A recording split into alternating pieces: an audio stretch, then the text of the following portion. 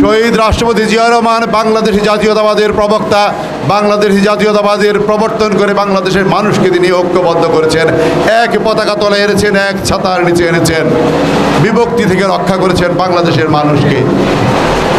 তিনি এই অঞ্চলের মানুষের, দক্ষিণ এশিয়ার মানুষকে ঐক্যবদ্ধ করার জন্য সার্ক গঠন করেছেন। তিনি মুসলিম বিশ্বে নেতৃত্ব দিয়েছেন। তিনি ইরাক ইরান যুদ্ধের সমঝোতার গুরু দায়িত্ব পালন করেছিলেন, তাই নেতৃত্বে সেদিন যুদ্ধবিরতি হয়েছিল। তিনি বাংলাদেশে পল্লী বিদ্যুতায়ন ব্যবস্থার প্রবর্তন করেছিলেন। তিনি আপনার মতো যুব সমাজের কল্যাণের জন্য যুব মন্ত্রণালয় গঠন করেছিলেন। ওনার কর্ম, ওনার অবদান দেশের মানুষের জন্য বলে শেষ করা যাবে না। দিনের পর দিন বলা যাবে, কিন্তু শেষ করা যাবে না। এই কৃত্রিমান মানুষটির দল আমরা করি, যিনি জীবন বাজি রেখে যুদ্ধ করেছেন, যিনি রিভোল্ট করেছেন, আমরা তারই সৈনিক।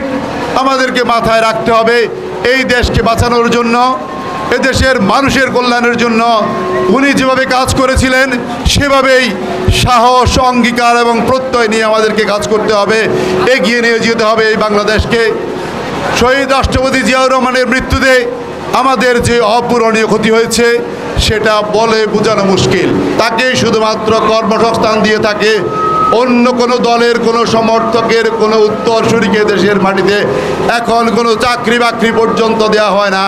তাই শুধু নিজের জন্য নয়, একটি বাংলাদেশ গড়ার জন্য, প্রত্যেকের বাসযোগ্য বাংলাদেশ গড়ার জন্য, আপনার পরবর্তী প্রজন্মের জন্য হলেও প্রতিশ্রুতিবদ্ধ হন।